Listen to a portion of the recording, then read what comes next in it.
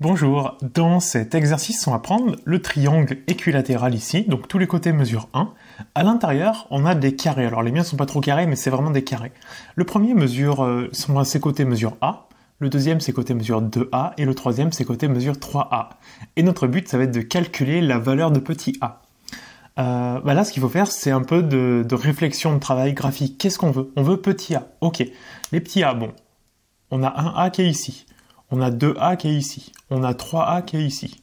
On sait que le total, ça mesure 1. Donc finalement, si on arrive à trouver cette valeur-là et cette valeur-là, on a une petite équation, le tout égal à 1, et on devrait pouvoir trouver A. Donc ce qu'on pourrait peut-être faire, c'est déjà dire que ici, on peut l'appeler peut-être X, et ici, on peut l'appeler Y.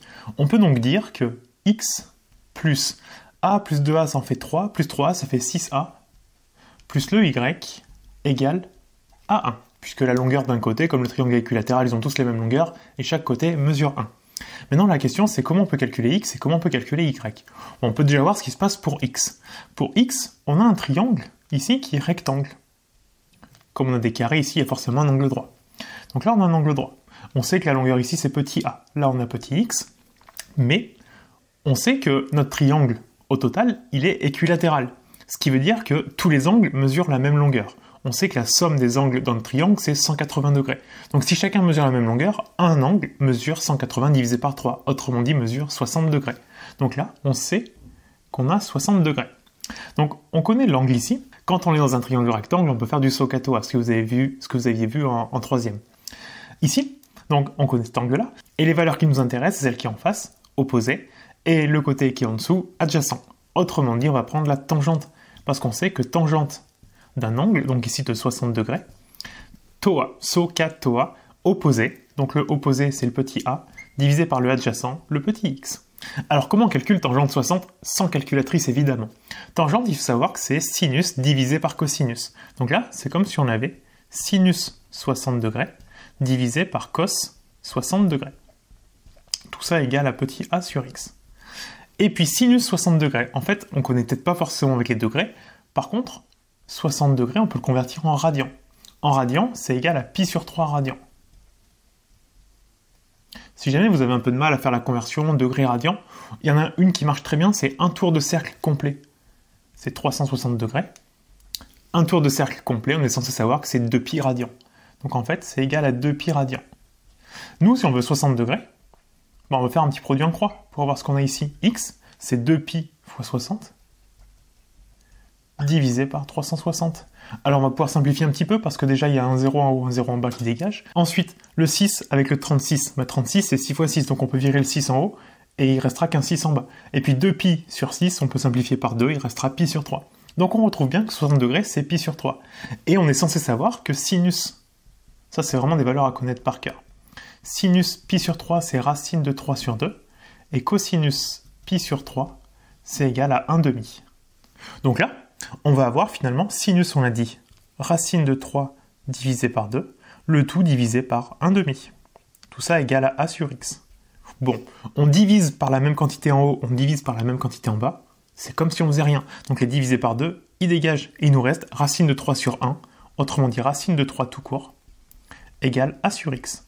C'est pas tout à fait fini parce que nous on voulait x en fait, parce que dans la somme ici, il nous manque x et y. Donc ici on est sur x. C'est assez facile. Nous, on veut trouver x, donc il faut qu'on le fasse remonter. Pour le remonter, on va multiplier par x. Donc on va avoir... pourquoi j'ai mis racine de x ici? C'est racine de 3, évidemment. On va multiplier par x, donc on a x fois racine de 3 égale petit a. Et maintenant, pour avoir x tout seul, on va diviser par racine de 3, ce qui nous fait donc x égale a divisé par racine de 3. On va le mettre ici. X égale a sur racine de 3. Maintenant, on va passer au y de l'autre côté, mais là, je pense que vous avez compris, c'est la même chose, sauf que le triangle est toujours rectangle, mais il est dans l'autre sens. Bon, on a toujours 60 degrés, puisque c'est un triangle équilatéral. Là, on a un angle droit, là, on a le petit y, et là, on a 3a pour le coup. À nouveau, on connaît, enfin, les deux côtés qu'on connaît ou qu'on cherche, c'est le opposé et le adjacent, donc on va à nouveau faire la tangente. On va donc avoir à nouveau tangente 60, qui va être égale à opposé, donc 3a, divisé par adjacent y. On va aller un peu plus vite. Tangente 60, on avait vu tout à l'heure qu'il vaut racine de 3. Donc là, on va avoir racine de 3. Tout ça, donc, égal à 3a sur y. Comme tout à l'heure, on va multiplier par y divisé par racine de 3, ce qui va donc nous donner y égale 3a sur racine de 3. Vous savez du halaï? Du halaï? Mon camarade, il faut du halaï. Allez chercher du halaï tout de suite. Sinon, boum, Boum. Et donc maintenant qu'on connaît x et y, on peut reprendre cette égalité-là qu'on avait donnée au départ. X, on a dit, il vaut a sur racine de 3. Après, on avait 6a. À la fin, y, on a dit, il vaut 3a sur racine de 3. Et le tout est égal à 1. Maintenant, il faut résoudre. Il n'y a plus que du a comme inconnu, donc a priori, on peut résoudre. Ce qu'on va faire quand on résout une équation, si on peut éviter les divisions, c'est quand même pas mal. Donc là, on va multiplier par racine de 3 partout, de sorte à plus avoir de dénominateur. Donc le a sur racine de 3 va devenir a. Le 6a va devenir 6 racine de 3 fois a. Le 3a sur racine de 3 va juste devenir 3a. Et puis à droite, on aura racine de 3. Là, nous, on veut trouver a. Mais pour l'instant, a, il est dispatché en plein de morceaux, donc on va les regrouper en factorisant par petit a. Le premier, il y était une fois. Le deuxième, il y est 6 racines de 3 fois. Et le dernier, il est 3 fois. Égale racine de 3. Et donc, bon là, on peut regrouper 1 et 3, ça fera 4 ici. On va mettre un 4. Et là, pour avoir a tout seul, on va simplement diviser par le crochet, parce que c'est a fois le crochet qui est égal à racine de 3. Donc il faut qu'on enlève le fois le crochet, on va diviser par le crochet. Donc on aura racine de 3 divisé par 6 racine de 3 plus 4. C'est pas mal, mais on peut faire encore mieux, parce que généralement, on n'aime pas trop avoir des racines au dénominateur. Donc ce qu'on va faire, c'est qu'on va essayer de la faire disparaître. Pour faire disparaître une racine au dénominateur, la technique qui marche super bien, c'est de multiplier par la quantité conjuguée. C'est-à-dire qu'on reprend la même quantité que le dénominateur, mais on va inverser simplement le signe entre les deux. Donc ici, on aura moins 4 au lieu du plus 4. On le fait bien sûr en haut et en bas. Ça, c'est ce qu'on appelle le conjugué, et en fait, ça fait apparaître une identité remarquable. Regardez, a plus b fois a moins b. Ce qui fait que ça va mettre tout le monde au carré. A moins b fois a plus b, c'est a carré moins b carré. Et donc, on est sûr qu'il n'y a plus de racine au final. Alors, ça va nous donner... On va d'abord s'intéresser au dénominateur. Donc, ça nous fait 6 racine de 3 au carré.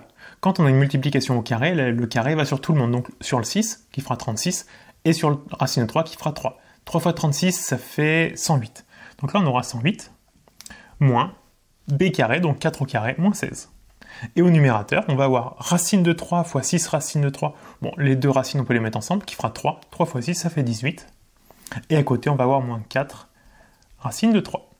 Alors, au dénominateur, 108 moins 16, ça fait 92. Et en haut, on va avoir 18 moins 4 racine de 3. Il y a du 2 au moins partout, donc tout le monde est pair, on peut diviser par 2. Ce qui fait que le 18 va devenir 9, le 4 racine de 3 va devenir 2 racines de 3, et le 92, la moitié, c'est 46. Et là, par contre, on ne peut plus rien faire, parce que dans le 2 racine de 3, ben, soit on peut diviser par 2, soit non. Et dans le 9, on ne peut clairement pas, donc ça ne marche pas. Et donc, on vient de trouver la valeur de petit a, qui est 9 moins 2 racines de 3, divisé par 46. On en a terminé pour cet exercice, j'espère qu'il vous a plu. Vous pouvez me le dire en commentaire, ça soutient la chaîne, ça aide pour le référencement. Pensez aussi à mettre un like, ça fait plaisir. Surtout, abonnez-vous à la chaîne, ça c'est vraiment le plus gros moyen que vous avez de me soutenir. Cliquez sur le bouton s'abonner. Et je vous dis à bientôt pour une prochaine vidéo.